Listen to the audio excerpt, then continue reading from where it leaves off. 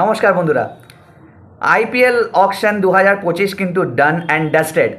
আর আমরা আগের ভিডিওতে কিন্তু কথা বলে নিয়েছি আইপিএলের one of the most successful club Chennai super কিংসের ব্যাপারে। আজকের ভিডিওতে যে ব্যাপারটা আমি কথা বলবো, যেই ক্লাবের নিয়ে কথা বলবো বা যেই টিমের নিয়ে কথা বলবো আইপিএলে, সেই টিমটা হবে কিন্তু বিরাট কোহলির।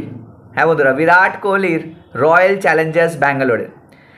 রয়্যাল চ্যালেঞ্জার্স ব্যাঙ্গালোর কিন্তু প্রতি বছর কিন্তু দারুণ টিম বানায়, প্রতি বছর ভালো খেলে, কিন্তু আনফর্চুনেটলি কিন্তু রয়্যাল চ্যালেঞ্জার্স ব্যাঙ্গালোর জিততে পারে না। তার জন্যে কিন্তু তাদের ফ্যান্সের মধ্যেও কিন্তু একটা স্যাড ব্যাপারটা চলে আসে। ওরা কিন্তু বুঝতে পারে না কি হচ্ছে, কেন কি ভালো খেলতে খেলতে হঠাৎ আরসিবি হেরে যায়, আবার খারাপ খেলতে খেলতে আবার আরসিবি ফাইনাল অবধি পৌঁছে যায়। কিন্তু এখনও অবধি কিন্তু 18টা সিজন, মানে 17টা সিজন হয়ে গেল, এটা নিয়ে 18টা হবে, 17টা সিজনে কিন্তু এখনও অবধি কিন্তু আরসিবি কিন্তু ওই সিলভার ওয়্যারটা পেলো না, বা বলবো আমি ওই গোল্ডেন ওয়্যারটা পেলো না। আইপিএল ট্রফি কিন্তু পাঁচবার মুম্বাই জিতেছে, 5বার চেন্নাই, 3বার কলকাতা, 2বার হায়দ্রাবাদ, এমনি করতে করতে রাজস্থান 1বার, তো এমনি করতে করতে সব প্রতিটা টিম প্রায় প্রায় জিতে গেছে। বাট আরসিবি বাদ বাকি আরও কটা ক্লাব এখনও অবধি কিন্তু আইপিএলের ট্রফি ছুঁতে পারেনি। এইবার কি ছুঁতে পারবে? কমেন্ট সেকশনে অবশ্যই জানান। তার জন্যে তো আরসিবি নতুন টিম বানিয়েছে, তাই নাকি? আরসিবি কিন্তু নতুন টিম বানিয়েছে, আর টিম বানিয়ে কিন্তু অনেক চমক দিয়েছে বন্ধুরা। অনেক চমক, মানে অনেক চমক, অনেক আনএক্সপেক্টেড চমকও দিয়েছে। তার জন্য কিন্তু ফ্যান্সরাও খুবই অসন্তুষ্ট হয়েছে যে এমনি কেন হলো। তো দেখা যাক বন্ধুরা, কি আরসিবি কেমন টিম বানিয়েছে, ব্যাটিং ডিপার্টমেন্ট কেমন, অলরাউন্ডার ডিপার্টমেন্ট কেমন, উইকেট কিপার কেমন নিয়েছে, আর বলাররা কেমন নিয়েছে।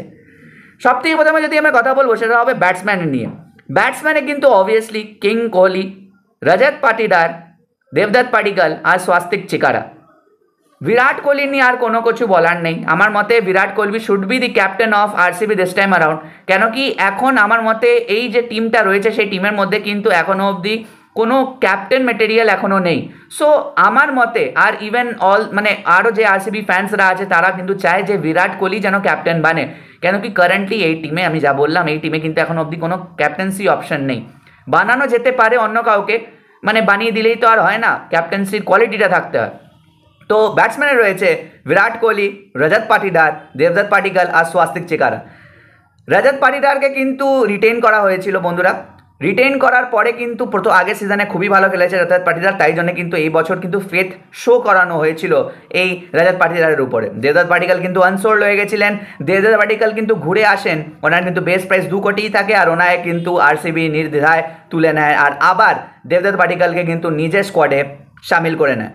স্বাস্তিক চিকারা কিন্তু আগেও আইপিএল খেলেছেন অন্য ক্লাবের টিমের সাথে, কিন্তু অতটা গেম টাইম পাননি, অন্যটা ম্যাচ টাইম পাননি। তো সেই জন্য কিন্তু এইবার স্বাস্তিক চিকারা টাইম পাবেন কি না, সেটা একটা দেখার কথা, কেন কি অনেক দিন হয়ে গেল ওনারও এই ডোমেস্টিক সার্কেলে খেলা। তো দেখা যাক বন্ধুরা, আপনাদের কি মনে হয় ব্যাটিং সেকশনে স্বাস্তিক চিকারা যাকে নেওয়া হয়েছে, সে কি চান্স পাবে? কমেন্ট সেকশনে অবশ্যই জানাবেন বন্ধুরা। সেকেন্ড যেই ইয়েটা নিয়ে কথা বলবো, সেটা হবে কিন্তু অলরাউন্ডার সেকশনের নিয়ে। অলরাউন্ডারে কিন্তু আমরা জানি প্রত্যেকটা টিমই অলরাউন্ডার খুবই ভালো কেনে।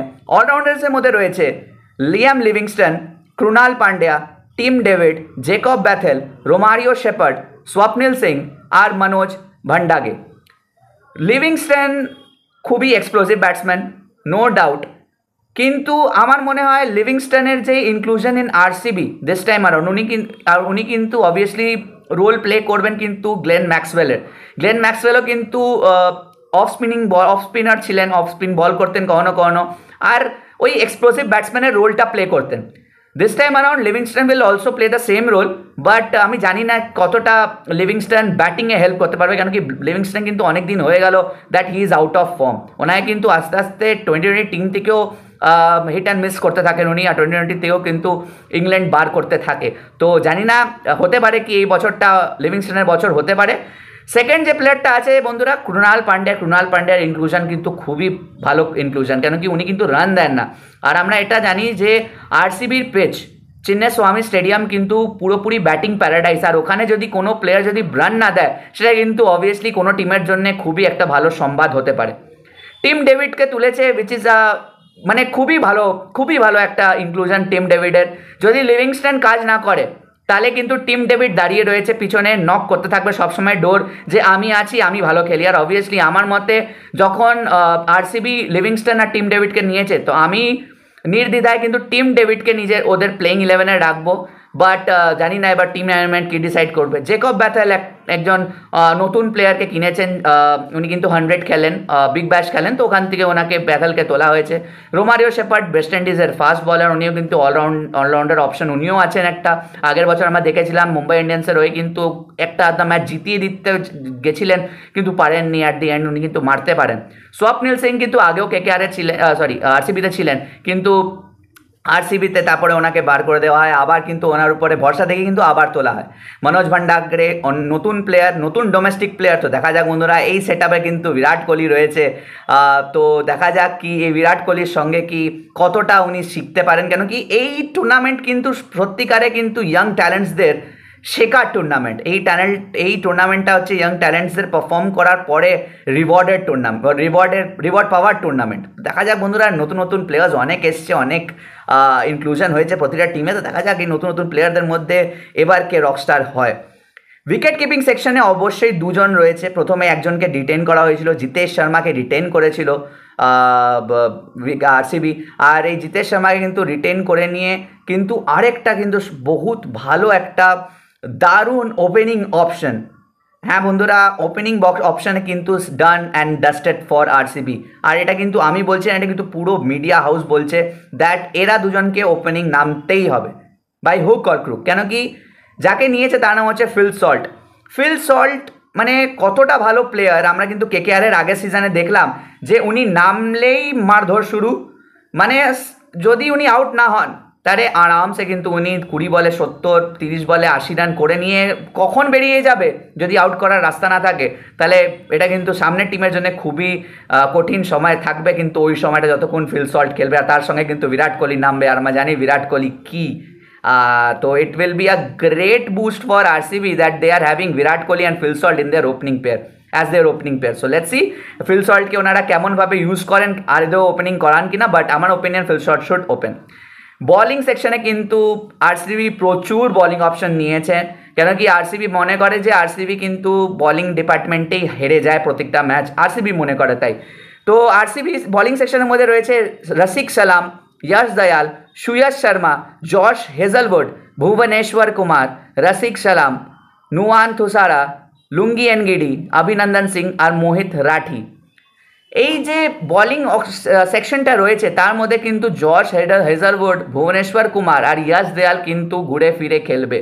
আর স্পিনিং অপশনের মধ্যে সুয়শ শর্মা মাইট কাম, যে ওনাকে দিয়ে হয়তো স্পিন বলিং করাতে পারেন, যদি প্লেইং 11-এ যদি চান্স পান তো there might be a chance that Suyash Sharma might get a chance in RCB playing 11 alongside Bhuvneshwar Kumar, Yash Dayal আর জশ হেজলউড। কেন কি আমরা জানি যে ভুবনেশ্বর কুমার কতটা ভালো বলার, উনি হয়তো ইন্ডিয়ান কারেন্ট টিম থেকে হয়তো আউট হয়ে গেছেন, কিন্তু এটা আমাদের ভুলে চলবে না যে ভুবনেশ্বর কুমার কি রেটের বলার আর কতটা কঞ্জুস বলার। কেন কি কঞ্জুস বলার কেন বলছি, কেন কি মানে এই 2020-তে কিন্তু যে রান দেয় না, আর রান না দিয়ে যে উইকেট নেয় সে কিন্তু হয়ে যায় খুবই ভালো বলার। So Bhuvneshwar Kumar no doubt should start.